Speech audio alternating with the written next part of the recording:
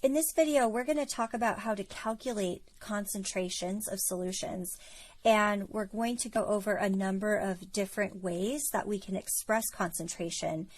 And it's important to understand these different ways of expressing concentration because they all have different purposes. So in some instances, it makes more sense to express in terms of molarity, which we will often see in chemistry and in chemistry labs. But there are many instances where you want to do things like parts by mass or molality or mole fraction. So we're going to go over each of these concepts, and we'll do some practice problems that show how to calculate the same concentration in these different units. So the first units I want to talk about are molarity. And this is really common in labs. You've probably seen this before. And it is moles of solute per liter of solution.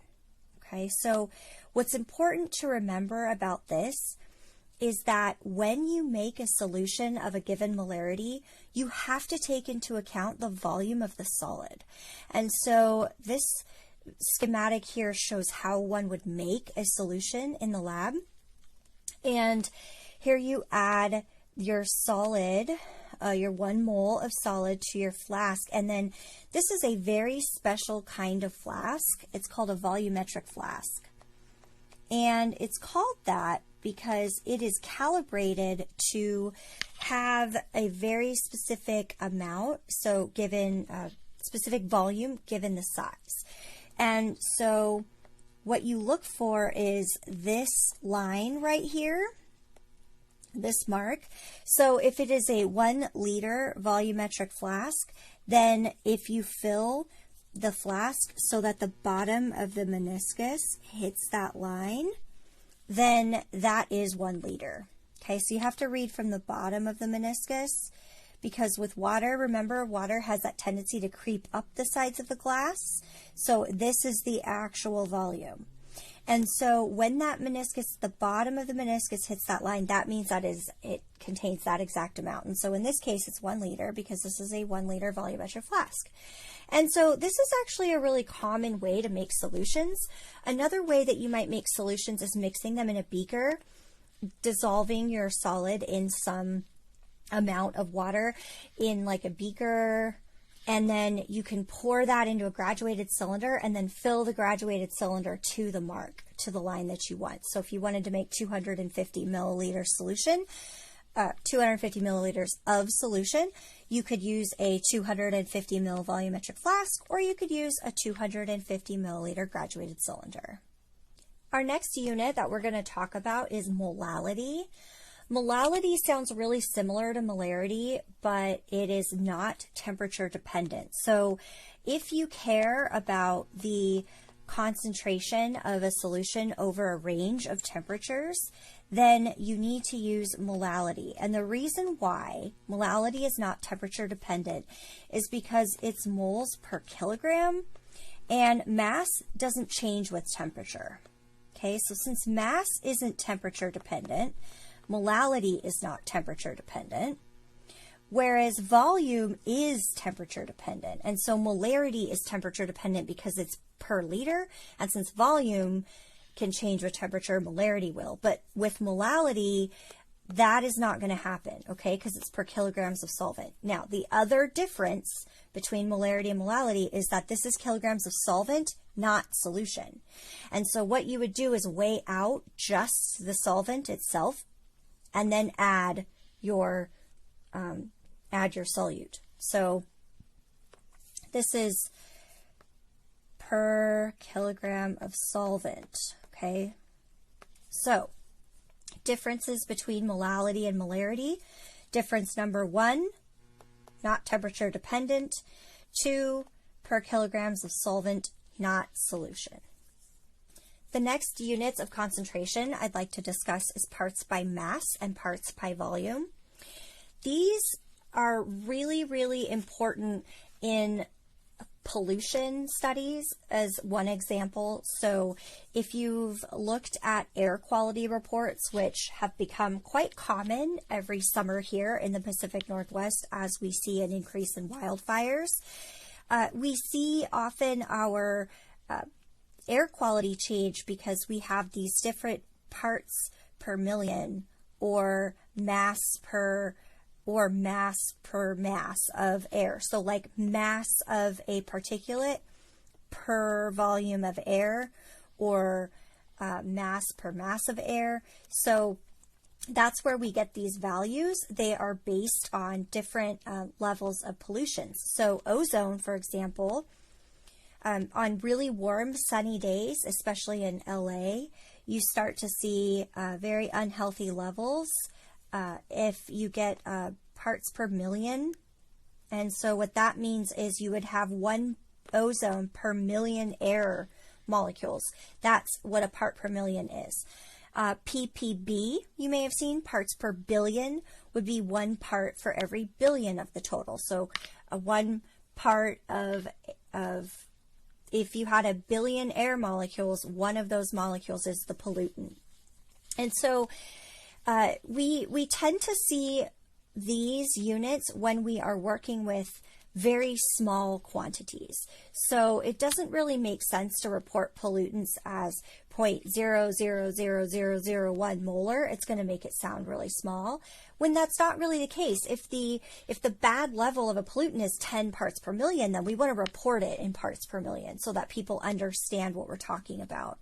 And so when you're talking about parts by mass and parts by volume, you again are working per solution.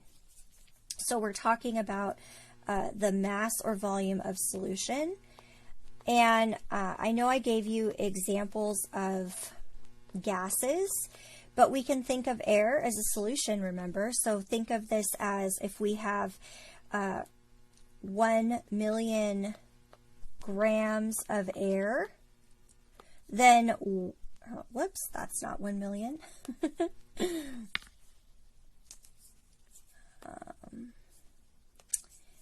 So if we had 1 million grams of air and we had 1 gram of pollutant, so that the pollutant makes up part of that air, so that would be 1 per 1 million, so that would be 1 ppm. So you'll see this a lot, like I said, when we talk about pollutants. You might also see it when you're talking about water quality. So it could be compounds dissolved in water, and you might see this also when you're talking about in medications or different body, like any sort of thing that's dissolved in the blood. You might see something like this if it's a really small amount that you care about. So just keep in mind, again, for this one, the big take home is that it's per mass or volume of the solution as a whole. So this is included in this total. Okay, so now that we've gone over all of those, we are going to talk about some example problem. And this would be a great time for you to grab a pencil and a calculator. And I encourage you to pause and work it out yourself and then see how you did as we go through these examples. So here's all the information we have. We have 17.2 grams of ethylene glycol. Ethylene glycol is a common component of antifreeze. It looks like this.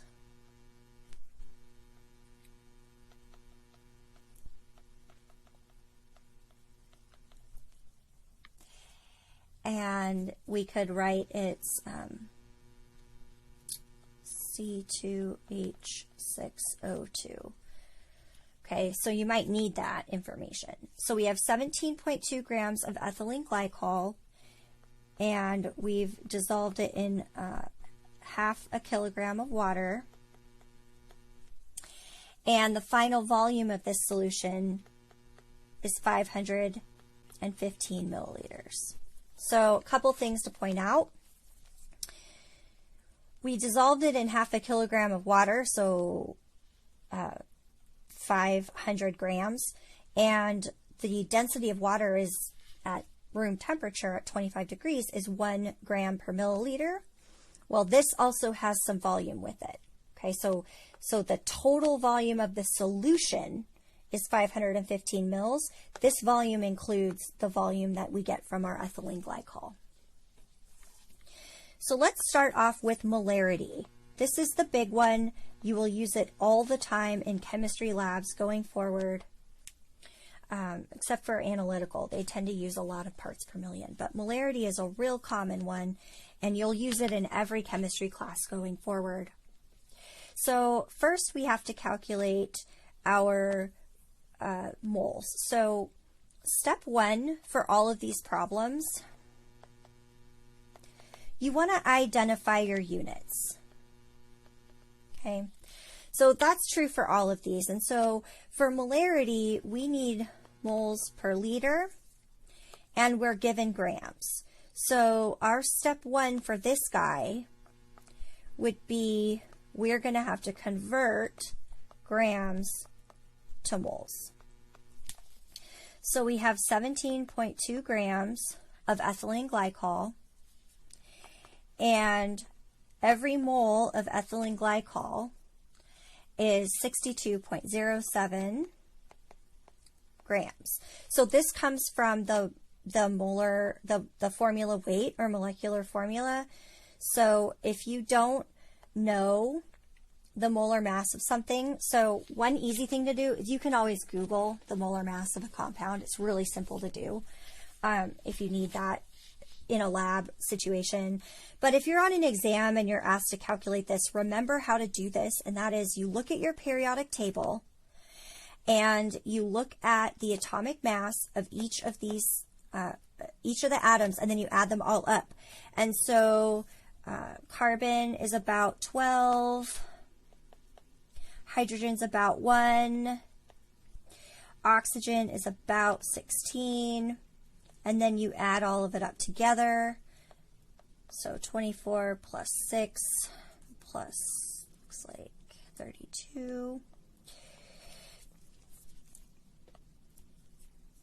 So 62. So it's really close. So I didn't include any other decimal points, but you can get the general idea. So if it's been a long time since you've taken chemistry, or you have forgotten how to do this, you'll want to do some practice with this. Just make sure that you know how to get molar mass. Okay, so we're going to convert grams to moles. And when we do this, we get, oops, 0.2771. Oops. Moles. Now, something I want to point out, I don't know all of these digits for sure, but I'm going to save some digits and round at the very end. So I only know as far as to here, but I'm saving these so that I can round at the end. So I'm just going to have 3 significant digits in my answer because I've got 3 significant digits here. Okay, so my final answer will only go to 3 decimal points, but what I want to do is I want to keep it so that I can round at the very end. All right, so then we know that it's moles per liter, and we're given volume. It's 515 milliliters, so that's 0.515 liters. And if you've forgotten how to do that conversion, that looks like this: 515 milliliters times 1 liter per 1,000 milliliters. So we divide by 0.515, and we get 0.53, and then I'm rounding, 8 molar. And then our units are always a capital M, and you'll often see it underlined. Okay, so that is how to solve for molarity. Now we're going to look at the same problem, but we're going to solve for molality. Now the units here are little m. Okay, so remember, we need to identify our units.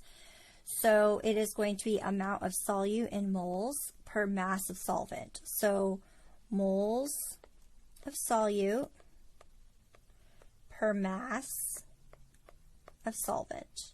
Oops. And when we say mass of solvent, it's in kilograms.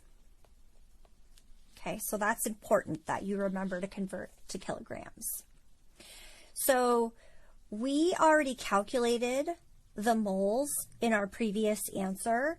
So step 1 is going to be convert mass to moles, which remember we've done. And then step 2 would be to divide moles by mass of solvent in kilograms. Okay. So let's go ahead and do that. So we converted mass to moles on the previous problem, so we're just going to go ahead and use that again, 0.2771 moles, and then we'll take our moles and divide by mass of the solvent, and they've given that to us here. It's half a kilogram, so 0.5 kilograms, which gives us a molality of 0.554, and we use a little m to express those units. Our next practice calculation will be percent by mass. So remember, we check our units, and that is mass of solute per mass of solution. And that'll be multiplied by 100 so we can get our percentage.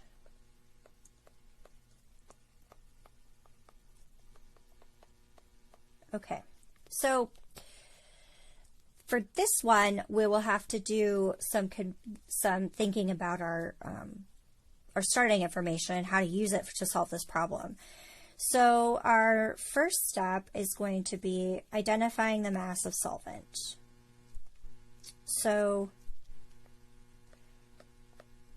the mass of the solute, okay?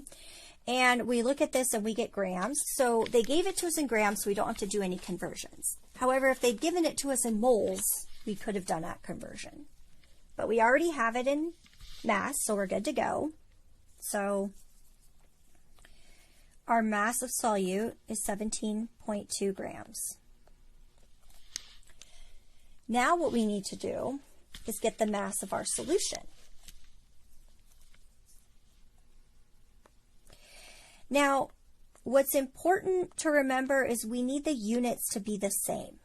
So we'll do that in step 3, but just let's think about this. So our mass of solution is 0.5 kilograms plus 17.2 grams. So we need to come up with some way to do the units. So this would be 500 grams plus 17.2 grams. So that is 517.2 grams. So now what we can do is divide our mass of our solute divided by our mass of solution, and that is 17.2 divided by 517.2, and then 4 multiply by 100%. So you multiply by 100 to get percent, and we see that we get 3.33%. Our last example is calculating this with a mole fraction. So here we're going to need to convert between grams and moles again. So let's take a look at what our units are to start. And we see that when we have our mole fraction, because we want to know the mole fraction of solute to solution. So that's going to be N, our number of moles of solute, divided by total moles, which is moles of solute plus moles of solution, or solvent, sorry. So moles of total, moles of solution, basically. So what we'll need to do is do a couple little conversions here. So for step 1, we will convert to moles. So we already did our ethylene glycol conversion, remember? So our ethylene glycol, we had 0.2771 moles. So now we need to do the moles of water. And that is our mass. So we had 500 grams of water times 1 mole, and it is 18.02 grams. Okay. So that comes from H2O, 1.01, or yeah, times 2 is 2.01 plus 16, so that's 18.02, 2.02. I can multiply. Okay, so that's where that comes from. So our units cancel, and we're able to get our total moles of 27.75.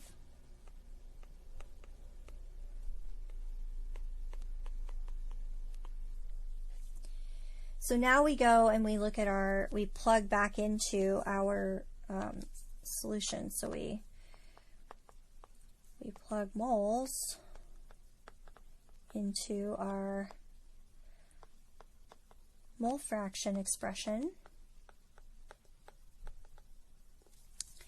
And for that, we do 0.2771 divided by 0.2771 plus 27.75. And that is 0.00989, which could also be written as 9.89 times 10 to the minus third. And then if you want mole percent, so to get mole percent,